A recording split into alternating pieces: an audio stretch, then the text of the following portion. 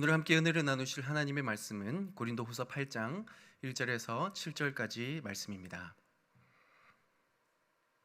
고린도후서 8장 1절에서 7절까지의 말씀을 저와 한 절씩 교대로 봉독하실 텐데요. 각자 계시는 예배의 자리에서 함께 마음으로 성경을 봉독하도록 하겠습니다.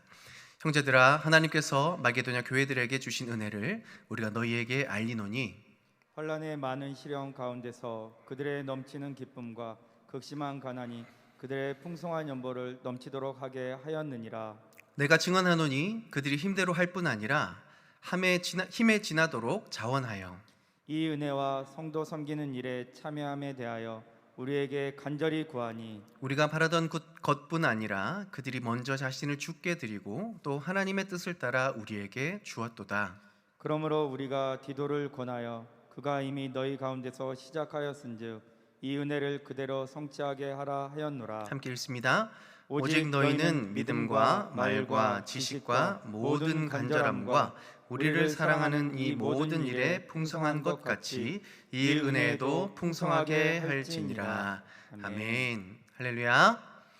우리 사랑하는 성도님들, 비록 코로나 때문에 어쩔 수 없이 우리가 비대면으로 예배를 드리지만 우리를 위로하시고 새롭게 하시는 살아계신 하나님과 깊이 대면할 수 있는 복된 예배의 시간이 되실 수 있기를 간절히 기도하고 축복합니다. 수요 예배는 우리 부목사님들이 성경 한 권을 정해서 처음부터 마지막까지 한 장씩 돌아가면서 설교하는 것 다 알고 계시죠? 요즘은 고린도 후서를 하고 있어요. 오늘 제가 설교할 본문은 8장입니다. 왜 갑자기 다 아는 사실을 제가 굳이 언급할까요? 그 이유는 오늘 설교가 헌금에 관한 주제라서 그렇습니다. 네, 제가 특별히 헌금 설교를 해야 되겠다라고 작정해서 나온 게 아니라 정해진 순서에 정해진 본문의 메시지를 대언해 드린다라는 것을 먼저 말씀드리고 싶습니다. 사실 교회와 성도의 신앙생활에 있어서 헌금은 정말 중요한 부분이지만 설교자들에게는 되도록 피하고 싶은 본문인 주제입니다. 아무래도 재정적인 문제는 생활과 직결되는 부분이 있어서 상당히 민감할 수밖에 없어요. 또 과거에 교회가 재정을 투명하게 집행하고 건강하게 사용했다면 덜 그랬을 수도 있는데 안타깝게도 어떤 목사님이 교회 재정을 착복했다더라, 또 어떤 교회는 무리한 재정을 운영해서 교회와 성도들에게 상당한 피해를 입혔다더라 라는 우리가 알고 있는 여러 가지 사실들 때문에 헌금이라고 하면 먼저 부담감 내지는 부정적인 이미지를 감출 수 없는 것이 현재의 상황이라서 더 그런 것 같습니다. 더군다나 요즘 코로나 상황 속에서 성도님의 삶이 얼마나 힘들고 위기 가운데 있으십니까? 위로와 소망의 메시지가 필요한 상황인데 헌금 설교라니 얼마나 부담스러우시겠어요. 사실요, 누구보다 제 마음이 제일 부담스럽습니다. 저도 사람인지라 성도님들께 좋은 말씀, 위로의 말씀을 전하고 마음의 부담을 덜어드리고 싶지 부담을 주는 사람이고 싶지는 않습니다. 그러나 하나님이 저를 목사로 세우셔서 말씀을 전하게 하시니 순종할 따름입니다. 바라건대 하필 이 상황에 이때에 이 본문을 주신 것에는 분명히 하나님의 뜻이 있을 거라고 믿습니다. 아무쪼록 오늘 말씀 속에서 우리를 향한 또 성도님들의 치열한 삶의 현장을 향한 하나님의 선하신 뜻을 발견할 수 있는 귀한 시간 될 수 있기를 간절히 소망합니다. 먼저 제가 이 본문을 연구하면서 발견한 놀라운 사실이 있습니다. 본문의 시대적 배경은 이렇습니다. 예루살렘에 복음으로 인한 극심한 핍박이 일어나자 예루살렘 교회 교인들이 경제적으로 너무 궁핍한 상황에 내몰리게 된 것입니다. 그래서 바울은 주변 교회들을 설득해서 어려움을 당하고 있는 예루살렘 교인들을 도와주자라고 이렇게 말을 했던 거죠. 그 일에 참여한 여러 교회들 중에 특별히 마게도냐 교회 교인들 때문에 바울이 큰 감동을 받게 됩니다. 그 이유를 2절에서 나타내주고 있는데요. 함께 읽어보겠습니다. 환난의 많은 시련 가운데서 그들의 넘치는 기쁨과 극심한 가난이 그들의 풍성한 연보를 넘치도록 하게 하였느니라. 아멘. 마게도냐 교회의 상황을 어떻다라고 설명하고 있습니까? 환난의 많은 시련 가운데 놓여 있다. 그래서 그들이 지금 극심한 가난으로 곤란한 지경에 있다라고 기록합니다. 그도 그럴 것이 로마의 식민지가 되면서 마게도냐 지역은 수입의 원천이었던 금과 은, 또 구리 광산을 다 빼앗겼고 산림 이원권까지 빼앗기면서 경제적으로 큰 위기를 맞이했던 것이 사실입니다. 설상가상으로 예수 믿는 자들은 그나마 남아있는 경제 활동에서도 배제가 되어 있었기 때문에 더 궁핍한 상황이 될 수밖에 없었죠. 그런 가운데서 마게도냐 교인들이 넘치는 기쁨으로 풍성한 연보를 드렸다라고 합니다. 3절을 보니까 그들이 힘대로 할 뿐 아니라 힘에 지나도록 자원했다라고 말하는데요. 힘대로 했다라는 것은 최소한으로 먹고 사는 정도의 돈은 남겨놓고 헌금했다라는 말이고, 힘에 지내도록 자원했다라는 것은 그 최소한의 재정마저도 예루살렘 교회를 위해 헌금했다라는 것을 뜻합니다. 와, 이게 정말 말이 됩니까? 가능한 일일까요? 만약에 남편이 교회에 느닷없이 100만 원 정도 감동이 되어서 헌금을 했다고 한번 가정해 봅시다. 당장 그날 부부싸움이 일어나지 않겠습니까? 그 돈을 헌금하면 당장 이번 달 생활비는 어떻게 할 거냐고, 왜 그랬냐고, 애들 학원비, 식비, 보험비, 세금, 집세 내야 할 돈이 얼마나 많은데 그 돈을 덜컥 헌금을 하면 이번 한 달 어떻게 살아갈 거냐고 난리가 났을 것입니다. 그런데 우리에게는 카드라는 게 있고 할부라는 놀라운 혜택이라는 게 있지 않습니까?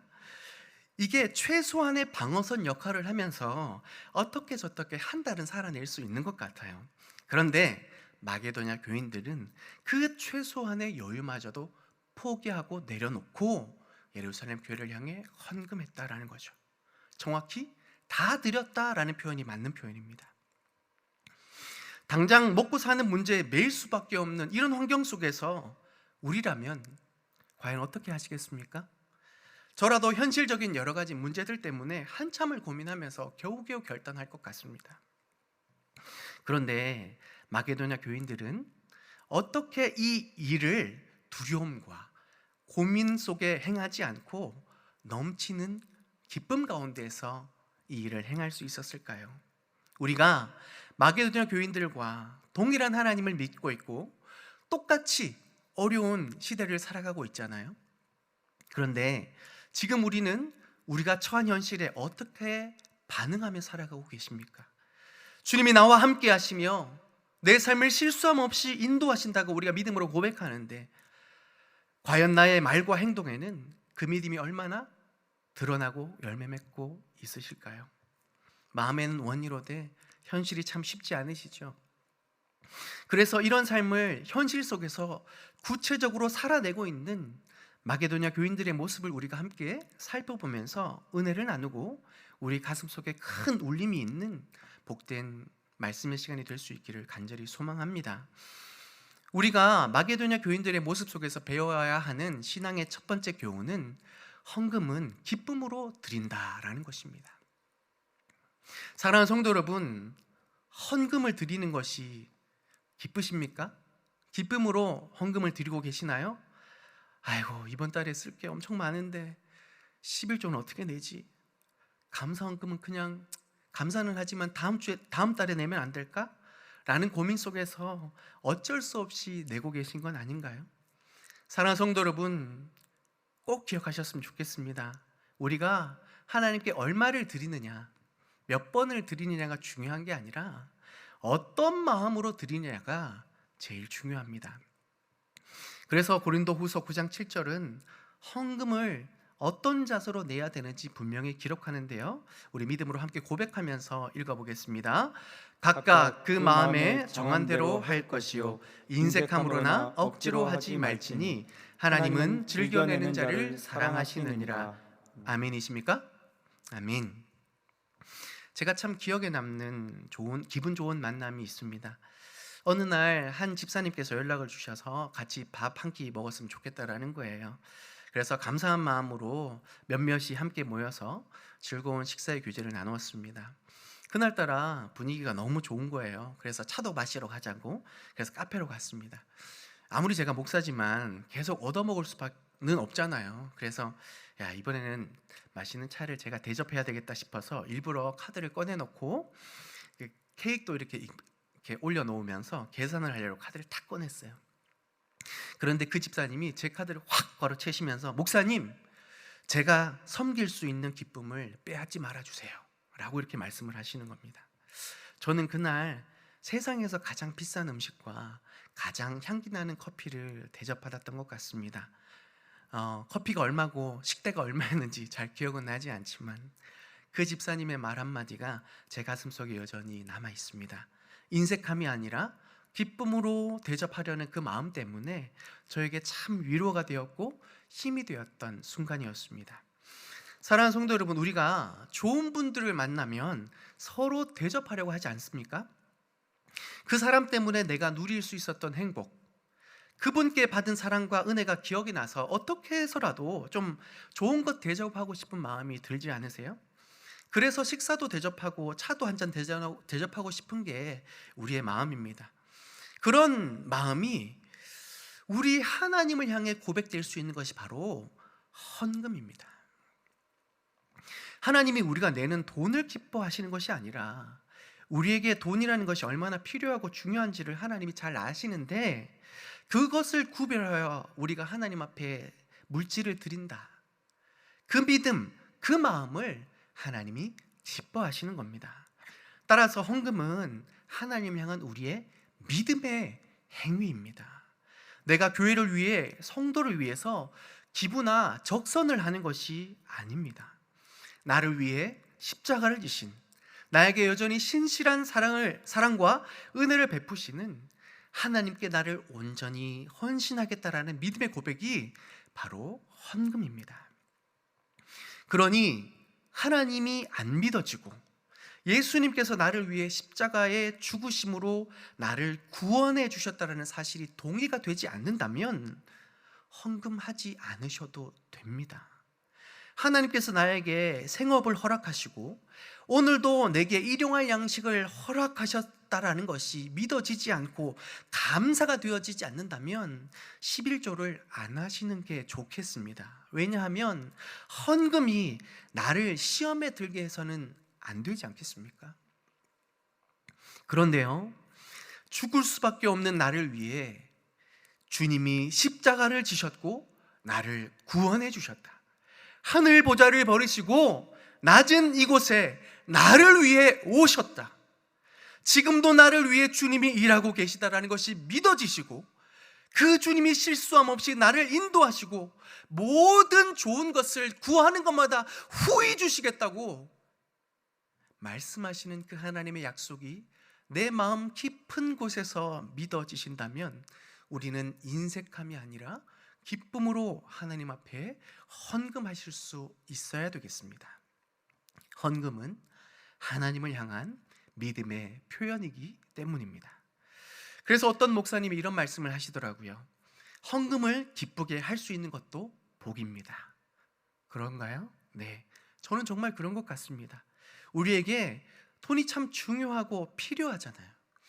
그러니 당장 쓸 것들 때문에 사람마다 인색해질 수밖에 없는데, 기쁨으로 풍성하게 하나님 앞에 예물을 드리니 무엇보다도 그 안에 그 하나님을 향한 믿음이 충만하게 역사되고 있다라는 증거 아니겠습니까?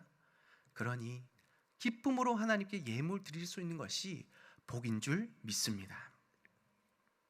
하나님은 우리의 믿음을 통해 역사하십니다. 하나님의 역사는 잘난 사람, 뛰어난 사람, 대단한 사람을 통해 일하시는 것이 아니라 작고 여리고 보잘것없지만 하나님을 신뢰하는 믿음의 한 사람을 통하여서 하나님은 그의 역사를 이루어 가셨습니다. 그 대표적인 사람이 바로 다윗이었습니다. 다윗은 자기 형제들, 심지어 부모마저도 무시했던 미약한 존재였습니다. 그러나 하나님은 그런 다윗이라 할지라도 그의 믿음을 통해서 수많은 역사를 이루어 가셨습니다. 소년 다윗이 날 때부터 용사였던 골리앗 앞에 여호와의 이름으로 겁없이 나아갔을 때 어떻게 됐습니까? 소년 다윗 앞에 거대한 골리앗이 엎드러지는 하나님의 역사를 우리는 발견할 수 있었습니다. 이후에 다윗이 왕이 되기까지 자신을 죽이려 했던 사울 왕 때문에 얼마나 힘든 과정을 겪어야 했습니까? 그런데요, 그 수많은 위기 가운데서도 하나님은 기적처럼 다윗을 지켜주셨고 결국 그가 왕이 되어 여호와의 이름으로 나아가는 모든 곳에서 다윗으로 하여금 이기게 하셨습니다. 다윗에게 특별한 재능이 있어서도 아니고 그가 놀라운 재능을 가져서도 아닙니다. 그에게 여호와 우리 하나님을 향한 절대적인 신뢰, 하나님을 향한 믿음이 그 안에 충만하였기 때문에 하나님의 역사가 그 삶에서 끊이지 않게 일어날 수 있었다는 겁니다. 그런 삶을 허락하신 하나님께 다윗이 정말 멋진 고백을 역대상 29장 14절에 드립니다. 어쩌면 이 고백이 다윗 인생의 가장 절정의 단계가 아닐까라고 생각되어지는데요, 함께 읽어보도록 하겠습니다. 시작. 나와 내 백성이 무엇이기에 이처럼 즐거운 마음으로 드릴 힘이 있었나이까. 모든 것이 주께로 말미암았사오니 우리가 주의 손에서 받은 것으로 주께 드렸을 뿐이니이다. 아멘.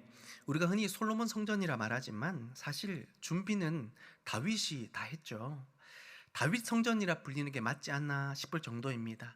다윗이 하나님을 향한, 특별히 성전을 향한 사랑과 열정이 얼마나 대단했던지 그가 준비한 금의 양과 각종 재료들을 지금 경제적인 가치로 환산해 보면 수천억 원대에 달하는 가치를 지니고 있었습니다. 성전 짓는데 이처럼 재정적으로 무리를 하면 국방의 문제라든지 내정적인 문제에 분명히 부담이 오기 마련일 텐데, 이 모든 준비를 하면서 다윗이 부담이나 고민이 아니라 즐거운 마음으로, 기쁨으로 하나님께 드렸다라고 기록합니다. 왜요? 모든 것이 주께로 말미암았으니 주께 받은 것으로 주께 드렸을 뿐이라는 이 고백이 다윗과 함께했기 때문입니다. 왕으로 세우신 이도 하나님이시요, 나아가는 걸음걸음마다 이기게 하신 이도 하나님이시요, 은과 금과 각종 좋은 것을 주신 이도 하나님이시니 그 하나님을 향하여 우리가 기뻐하는 마음으로 가장 좋은 것, 가장 가치 있는 것을 드리는 것이 마땅하기 때문에 그는 기쁨과 즐거움으로 하나님 앞에 드릴 수 있었다라는 것입니다. 사랑하는 성도 여러분, 헌금을 즐거운 마음으로 드리고 계십니까? 모든 것이 하나님으로 말미암은 것이기 때문에 우리가 하나님께 받은 것으로 감사하며 기뻐하며 예물을 드리고 계십니까? 그 무엇보다도 도저히 갚을 수 없는 예수님의 십자가 그 사랑이 믿어지시고 그 안에 감격을 누리고 계신다면 우리는 주님을 향한 큰 기쁨을 가지고 예물을 드릴 수 있는 믿음의 결단이 있어야 하는 것입니다. 사랑하는 성도 여러분, 무엇보다도 우리가 이 어려운 때에 기쁨으로 하나님께 예물 드릴 수 있는 믿음의 축복이 있기를 간절히 소망합니다. 그 믿음 가운데서 즐겨내는 자를 사랑하시는 하나님의 역사가 우리의 삶에 구체적으로 경험되어져서 이 어두운 시대 가운데 하나님의 영광을 드러내는 간증의 주인공들이 다 되실 수 있기를 주님의 이름으로 축복합니다. 두 번째, 우리가 마게도냐 교인들에게 배울 수 있는 교훈은 그들이 헌금 생활을 통해서 더 깊고 풍성한 신앙의 지경으로 나아갔다라는 것입니다. 4절을 함께 읽어보도록 하겠습니다. 시작. 이 은혜와 성도 섬기는 일에 참여함에 대하여 우리에게 간절히 구하니. 아멘. 대체로 누군가를 도와주는 사람이 간청을 합니까? 아니면 도움을 받는 사람이 간청을 합니까? 대체로 도움을 받는 사람이 간청을 하는 편인데, 지금 마게도나 교인들이 자기가 도와주겠다고 제발 그렇게 해달라고 지금 간청을 하고 있는 모습이 정말 특별하지 않습니까? 왜 그럴까요? 표준 세번역에서 그 단서를 제시해 주고 있는데 제가 읽어 드릴게요. 그들은 성도들을 구제하는 특권에 동참하게 해달라고 우리에게 간절히 청하였습니다 라고 기록합니다. 마게도냐 교인들은 헌금을 드리는 것이 성도의 특권이라고 여겼다라는 것입니다. 왜 그럴까요? 제가 대학생활 때 처음으로 아르바이트를 한번 해봤습니다. 그 이름도 유명한 이쁜이 분식이라고 시내 한 음식점에서 홀 서빙도 하고 배달도 했던 그런 아르바이트입니다. 물론 재미도 있었지만 어디 돈 버는 일이 쉬운 일입니까? 피크 타임 때는 얼마나 정신이 없는지, 그 상황에서 실수로 메뉴 하나 잘못 들어가면 얼마나 식은땀을 뻘뻘 흘려야 되는 상황이 막 발생합니다. 정말 못된 손님들 있잖아요. 정말 그 제 피를 거꾸로 솟게 만드는 정말 못된 손님들이 종종 있으셔서 참 힘들었던 기억도 있습니다. 하필 배달은 제 담당이 아닌데 워낙 또 가게가 바쁘기도 하고 또 배달하시는 분이 또 상황이 생겨서 제가 어쩔 수 없이 또 배달을 하다가 큰일 날 뻔한 일도 있었습니다. 역시 세상에 공짜는 없는 거더라고요. 그런저런 고생 끝에 제가 첫 월급을 탔습니다. 뭘 하면 좋을까? 여러 가지 행복한 상상을 하고 있는 그때 제가 다니고 있는 교회 목사님과 함께 식사를 하다가 우연찮게 이 목사님의 교회에 어려운 일들을 또 듣게 된 겁니다. 교회에 이렇게 벽이 없어서 자꾸 술 취한 사람들, 또 청소년들이 위험한 장난들을 하면서 아찔한 순간들이 너무너무 많아서 마음을 졸이고 계시다라는 것을 듣게 되었어요. 교회 형편이 어렵다 보니까 이 담 하나 세우는 것도 참 어려운 일이라서 고민하고 계시더라고요. 그래서 제가 참 마음이 아파서 제가 뭘 해드릴 수 있을까 가만히 생각했더니 제가 받은 이 첫 월급이 생각이 나는 거예요. 그래서 목사님, 제가 이 벽 세우면 안 될까요? 제가 세우고 싶습니다라고 해서 제가 가진 그 월급을 다 헌금을 했습니다. 그랬더니 목사님 얼굴이 얼마나 환해지던지. 그런데 그거로 끝나는 게 아니었어요. 그 소식을 듣고 목사님의 동기 목사님들이 얼마나 감동을 받으셨던지 여기저기서 본인들이 나서서 막 자재를 구해오시고, 심지어 저 먼 곳에서도 내가 같이 일하겠다고 막 달려오시는 손길도 있고, 여기저기서 막 도움의 손길이 함께 하면서 얼마나 기쁘고 행복하게 교회 벽을 세웠는지 모릅니다. 그때 이후로 교회가 참 은혜롭고 평안해졌습니다. 풍성해졌죠. 교회가 평안하고 풍성하니 예배가 얼마나 또 깊이 있고 은혜로웠겠습니까? 한 달 아르바이트해서 번 금액 사실 얼마 안 됩니다. 그런데 그 작은 금액이 교회 가운데, 우리 마음 가운데, 특별히 제 교회 생활과 신앙 가운데 정말 값으로 매길 수 없는 큰 가치로, 믿음의 추억으로 남기게 되었습니다. 그래서 헌금은 성도의 특권이라 불릴 수 있다고 저는 확신합니다. 우리 용인제일교회가 2019년 9월 1일에 입당을 했어요. 그날 얼마나 감격스러우셨습니까? 다들 막 눈물을 펑펑 쏟지 않으셨습니까?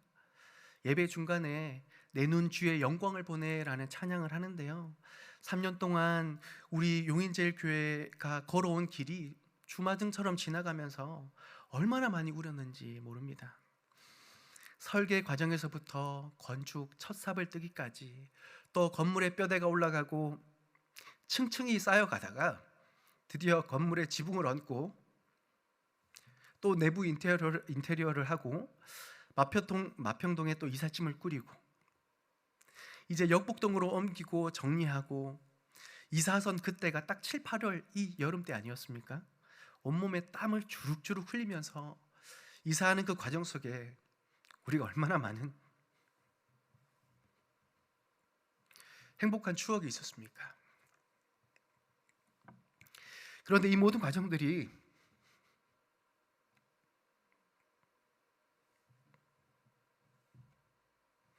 절대로 순탄하지 않았습니다. 재정적으로 몇 번의 위기를 겪어야만 했습니다. 그럴 때마다 성도님들이 헌금을 작정하고 심지어 어린아이들조차 교회에 저금통을 만들어서 헌금을 하곤 했어요.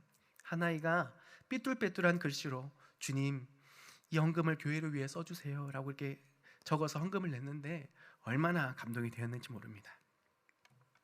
어떤 한 자매님은 자기 결혼 자금을 헌금하기도 하고요, 어떤 부분은 아이의 돌반지 또 폐물을 가지고 와서 건축하는 데 써주셨으면 좋겠다라고 헌금을 했습니다.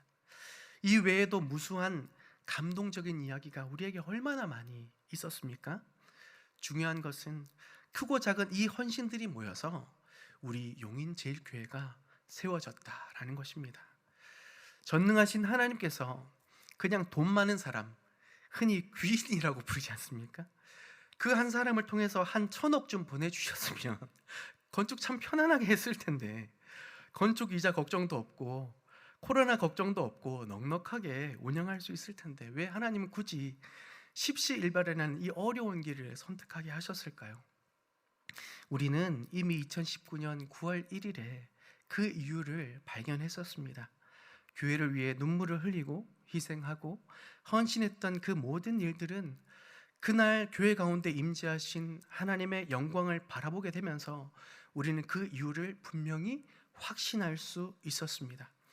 이런 분들이 바라보는 용인제일교회와 이런 경험이 없이 그저 교회만 왔다 갔다 하는 분들의 이 용인제일교회를 바라보는 시선은 다를 수밖에 없습니다. 한 교회에서 예배를 드리지만 그분들이 경험하는 예배의 깊이와 신앙의 풍성은 다를 수밖에 없습니다. 그래서 주를 위한 헌신은 정말 특권일 수밖에 없는 것입니다. 나의 가장 소중한 것, 나의 물질을 내어드리는 이 헌금은 성도의 특권일 수밖에 없는 것입니다. 헌금은요, 돈이 있어서 드리는 게 아니에요. 마음이 있어야 드릴 수 있는 것입니다. 마게도냐 교인들이 제발 이 특권에 동참하게 해달라고 간청하는 모습 속에서 하나님이 역사를 이루어 가시는 방식을 다시 한번 더 발견하게 되지 않으십니까?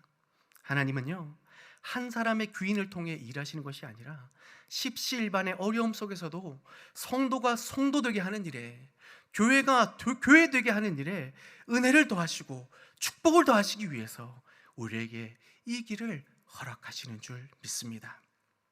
그러니 헌금은 성도의 특권이에요.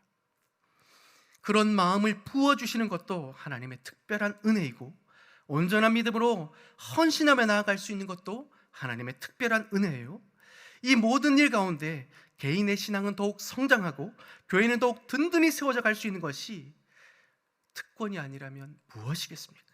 우리가 이 특권을 마다할 이유가 있겠습니까? 사랑하는 성도 여러분, 주를 위해 드리는 헌금이 올무가 아니라 헌금으로 여겨질 수 있기를 간절히 소망합니다. 말씀을 정리하면서 말라기 3장 7절의 말씀을 제가 읽어드립니다. 만군의 여호와가 이르노라, 너희 조상들의 날로부터 너희가 나의 규례를 떠나 지키지 아니하였더라. 그런즉 내게로 돌아오라. 그리하면 나도 너희에게 돌아가리라 하였더니 너희가 이르기를 우리가 어떻게 하여야 돌아가리까 하는도다. 우리가 잘 아는 말라기 3장 10절의 그 11조 축복 잘 알고 계시는데요, 사실 이 말씀의 배경을 모르시는 분들이 은근히 많은 것 같아요. 이스라엘이 지금 심각한 영적 침체에 허덕이고 있었습니다. 그래서 그들의 회복을 바라는 하나님께서 7절의 말씀을 주신 거예요. 회개하고 돌아오라고. 그럼 내가 너희들과 함께 하겠다고. 이 기가 막힌 영적 침체를 내가 회복시켜 주겠다고 하나님이 약속하시는데요, 그래서 그 하나님을 향하여 이스라엘 백성들이 묻습니다. 우리가 어떤 모습으로 하나님 앞에 나아가야 되겠습니까? 어떤 모습으로 회개하며 나아가야 되겠습니까? 라고 하나님 앞에 질문했더니 하나님이 예배 잘 드려라, 말씀 많이 읽어라, 기도 많이 해라가 아니라 너희들이 물질로 회개하여라 라고 말씀하시더라고요. 하나님 앞에 마땅히 드려야 할 예물, 하나님 앞에 구별되어져야 하는 예물, 하나님 앞에 믿음으로 감사하면서 마땅히 우리 마음을 표현해야 되는 그 헌금을 회복하라고 하나님이 먼저 말씀하세요.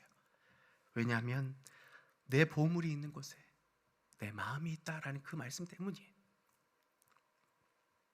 우리가 코로나 상황 속에서 먹고 사는 문제에 매여서 당장 먼저 줄이는 것이 헌금이에요.